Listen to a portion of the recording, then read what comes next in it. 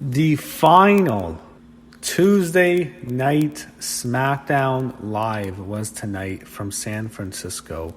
And I just wanted to reminisce about how WWE has closed its era on Tuesday night for SmackDown. It does suck in a way because I think SmackDown's really good on Tuesdays. I like having a Raw on Monday and then a SmackDown immediately on a Tuesday. Friday night's probably the worst night to watch wrestling because everyone has lives. No one wants to be home watching wrestling every Friday night. So that sucks, even though it is on a much bigger network. I look at it as their run on Tuesday night on USA was pretty good. Just to go back, when they first did the draft and they started to do it live, Dean Ambrose was WWE champion. Becky Lynch was on the SmackDown roster. He had John Cena. You had a young Baron Corbin. You had Bray Wyatt. You had AJ. So it's the end of an era. It's the end of a SmackDown era. Raw has remained consistent, but SmackDown's flipped on a lot of nights. It's gone from a whole bunch of different nights. But that's it. And so that's it for Tuesdays. Friday, it begins next week. In 10 days, WWE SmackDown debuts on Fox. It's going to be a big show from Los Angeles, California. But tonight was from San Francisco. You start off with Eric Rowan coming out. I did not care. He cuts a promo out for a while. Daniel Bryan comes out. Daniel Bryan's mad. They have a matchup. It goes on for a while. Daniel Bryan tries to make Eric Rowan look good here. This is the biggest run of Eric Rowan's career without question. This is probably the furthest he'll ever go in his career. They are really, getting behind him right now. This is his biggest push. The match he has with Daniel Bryan, it is okay. Daniel Bryan is capable of having a good match with practically anybody, so no surprise that they had a decent matchup here. You had Rowan winning. He hits the claw slam, so he'll continue to win until eventually Roman Reigns beats him, and when he gets his win back, which we all know will happen fairly soon. After the match, Luke Harper comes out when they beat up Roman Reigns. They get ready, Daniel Bryan to get ready to throw him through the announcer's table, and then Roman Reigns comes out, makes the big save. He aids Daniel Bryan. The crowd chants yes, and now you have a tag team match for Hell in a Cell. You have Luke Harper and Eric Rowan against Daniel Bryan and Roman Reigns. My gut tells me Daniel Bryan is the attacker. It was me all along, Roman, and I think eventually Daniel Bryan will face Roman Reigns. They go and they show a video package on Brock Lesnar. They go backstage to show Michael Cole interviewing Kofi Kingston. Oh man, Kofi's his run's just not been good. I hate it when he says WWE champion, baby. Oh, it's horrible. Kofi's just the worst now. He is horrible. He's been a horrible champion, and I'm sick of hearing some of these comments on social media. I don't have Twitter anymore. I don't really tweet much. If you used to follow me, I don't even look at that anymore. But I'll just hear about it sometimes when I'm reading a wrestling news article. I can't believe they're giving up on Kofi already. Kofi had a 6-month reign, and it sucked. It was horrible. I mean, his matches were all awful. Name me one good Kofi Kingston match since WrestleMania, since he won the belt from Daniel Bryan. Name me one good match he's had, whether it be on TV or on pay-per-view. He's had none of them. All of them have under-delivered, and he's had good opponents to work with. He had Kevin Owens. He had Randy Orton twice.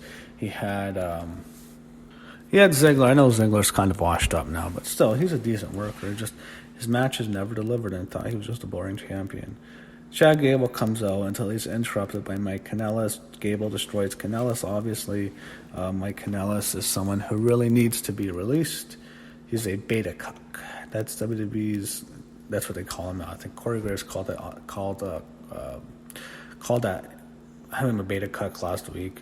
That's like a beta male, which is, beta is a weak male, and a cuck is a guy who likes to watch his girlfriend get fucked by another guy in front of him. That's what a cuck means. And obviously Mike Kanellis is a cuck. He's a beta cuck. Beta cuck. They show Elias on a Titantron, and he he basically mocks Chad Gable.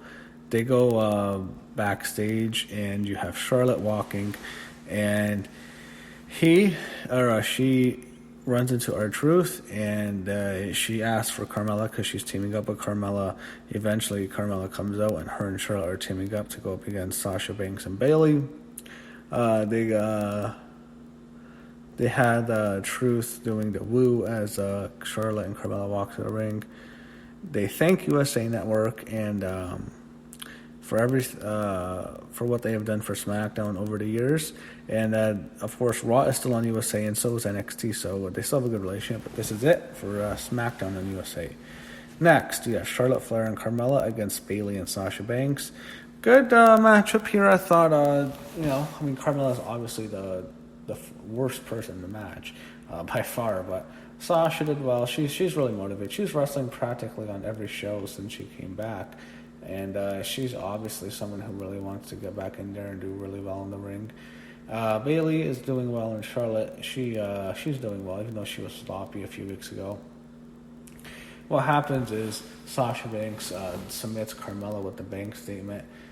After the match, they have Carmella as a 24/7 champion, so if all the loser women come out and chase Carmella, and two of them, I think actually four of the women were actually in the match later in the show, so it was awkward, but they chase her. And then you have Sasha, Charlotte, and Bayley all in the ring together. It was an awkward moment. Bayley and Sasha jump Charlotte. They beat her up. Becky makes the save, and she kicks Bayley's ass and Sasha's ass.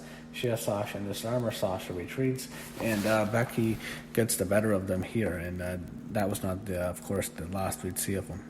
We'd see about Becky, and Becky would pay for it later in the show, as Sasha would get her revenge. They show Shane McMahon and his attorneys getting ready for doing paperwork for the match later, or for the big segment with KO later in the night. They show Nakamura out with Sami Zayn. Sami Zayn sucks. He's facing Mustafa Ali. Nakamura with the win. Sami's being an annoying heel. I don't know what they're doing to Sami Zayn. I think he'd be better just going to AEW, to be honest. He's just not going to get much in WWE. They keep going back to Kevin Owens and Shane McMahon. No one cares about that feud. They officially announced it's Harper and Rowan against Roman Reigns and Daniel Bryan at Hell in a Cell. Next, you have Xavier Woods and Big E against Chris Axel and Bo Dallas. Xavier and Big E with the win. They show Mandy Rose and Sonya Deville backstage, and Mandy is on the cover of Maxim Australia, and she's handing out magazines, and they show Otis. He has an interaction with her. That was actually pretty funny. Next, you have Asuka and Kairi sitting against Mandy Rose and Sonya Deville. So I don't know what they're doing with Mandy and Sonya. They're building up something. I know Sonya's on Total Divas now, but they're doing something with them. They lost. Kairi Sane hit the big elbow for the win. Pinned Mandy Rose. After the match, Sonya looks frustrated. Mandy looks frustrated. And they do this brief thing where Sonya sits down on the middle rope to get Mandy through the middle rope. Instead, Mandy goes through the bottom rope. So they're obviously teasing tension. So they're doing something. Perhaps they were going to do a storyline with them, but they saved it for Fox on SmackDown because they wanted to save something bigger for them. But they're definitely going to do something with them now.